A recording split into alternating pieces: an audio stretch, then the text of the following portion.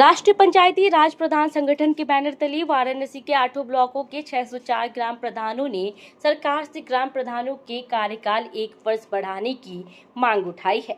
प्रधान संगठन के जिलाध्यक्ष राकेश कुमार सिंह ने जिलाधिकारी और मुख्य विकास अधिकारी के माध्यम से शासन को ज्ञापन सौंपते हुए कहा कि कोरोना काल, प्रशासनिक प्रतिबंधों और अन्य परिस्थितियों की वजह से पंचायतों के कई विकास कार्य प्रभावित हुए। इसके बावजूद ग्राम प्रधानों ने गांव-गांव तक सरकारी योजनाएं पहुंचाने, जरूरतमंदों की मदद करने और स्वच्छता अभियान को आगे बढ़ाने में अहम भूमिका निभाई है। संगठन का कहना है कि पंचायत स्तर पर चल रही योजनाओं को बीच में रोकना ग्रामीण विकास की रफ्तार को प्रभावित करेगा। इसलिए जनहित को देखते हुए सरकार को कार्यकाल विस्तार पर सकारात्मक निर्णय लेना चाहिए। ज्ञापन हम प्रदेश अध्यक्ष के निर्देश पे यूपी के समस्त जिला में जिलाधिकारी को एक पत्रक देना था, जिसमें पत्रक के माध्यम से बताना है कि 26 मई को हम लोगों का कार्यकाल समाप्त होता है। हम लोग आज 3 महीने पहले से सरकार से कह रहे थे कि हम लोगों का चुनाव समय से कराया जाए। जब चुनाव से समय से नहीं कराए तो हम लोगों का एक ही मांग है कि प्रशासक के रूप में प्रधान ही रहे, और उसके साथ साथ हमारे वाराणसी जिला के 694 ग्राम प्रधान का एक ही आवाज़ है कि आप हमें 1 साल दो, हम आपको 5 साल देंगे। जैसा कि प्रधान अगर प्रशासक के रूप में चुने जाते हैं, हमारे प्रदेश अध्यक्ष जी, राष्ट्रीय अध्यक्ष जी लगातार मुख्यमंत्री जी से वार्ता कर रहे हैं। अभी 1 हफ्ता पहले भी किए थे। लगातार इसमें हम लोगों को आश्वासन भी मिला है।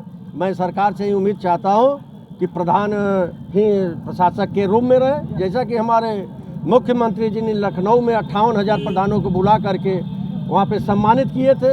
अब मंच से उन्होंने कहा था कि अब डबल इंजन की सरकार नहीं, अब ट्रिपल इंजन की सरकार चलेगी। तो हम लोग ट्रिपल इंजन की सरकार में हैं, तो हम यही चाहते हैं कि जैसे माननीय मुख्यमंत्री जी ने सम्मान दिया है ट्रिपल इंजन सरकार की, तो हम लोगों को अपने साथ जब तक चुनाव नहीं होता है तब तक प्रशासक के रूप में लेकर चले। हमेशा आप जानते हैं कि ग्राम सभा की सरकार जो होती है उत्तर प्रदेश सरकार के साथ ही चलती है। आज तक आपने देखा भी है, इतिहास गवाह है कि जो भी सरकार द्वारा, शासन द्वारा जो भी नीति संगत ग्राम सभा में विकास के लिए लाया जाता है, उसे प्रधान ही एक ऐसा है कि सुचारू रूप से डोर टू डोर पहुंचाने का कार्य करते हैं। आप सबने देखा भी है। और मैं मीडिया के माध्यम से यह भी बताना चाहता हूं कि आपने शहर और देहात की तुलना में अगर करते हैं तो 30% शहर में बसते हैं, 70% आत्माएं देहात में बसती हैं।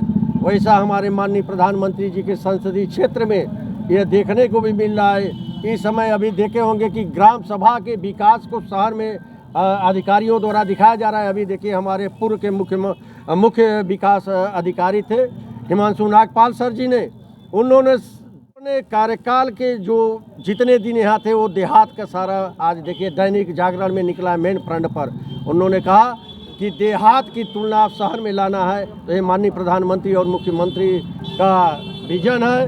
उनके नेतृत्व में जो ग्राम पंचायत कार्य कर रही है, हमारे समस्त प्रधान ये उम्मीद भी लगाते हैं कि हम लोगों की आगे भी ट्रिपल इंजन की सरकार इसी प्रकार माननीय मुख्यमंत्री जी के साथ चलता रहे। यही हम लोगों की मांग है वाराणसी प्रधान संगठन की तरफ से। समय से चुनाव नहीं होता है, आपको प्रशासक नहीं बनाया जाता, तो ऐसे में ग्राम प्रधानों का अगला कदम क्या है? समय से अब तो चुनाव होना नहीं है। 26 मई को हम लोगों का कार्यकाल समाप्त हो गया, तो अब तो चुनाव होने की कोई बात ही नहीं है। अब रह गई कि अगर प्रशासक के रूप में हम लोगों को नहीं बनाया जाता है तो हमारे जो राष्ट्रीय अध्यक्ष और प्रदेश अध्यक्ष जी का जो निर्देश होगा कि नहीं अब आप लोगों को यह करना है, तो हम लोगों जितने भी ज़िले हैं उत्तर प्रदेश के, हर अपने अपने ज़िले में वैसा कार्य करेंगे निर्देश के ऊपर। क्योंकि हम लोग अनुशासित सिपाही हैं, हमेशा अनुशासन में रह के कार्य किए हैं। जनतंत्र को और लोकतंत्र को बचाते हुए हमेशा ग्राम पंचायत ही कार्य की है। आप कहीं भी उठा लीजिए, ग्राम पंचायत कभी भी आपको नहीं पाएंगे कि किसी के साथ भेदभाव करती हो।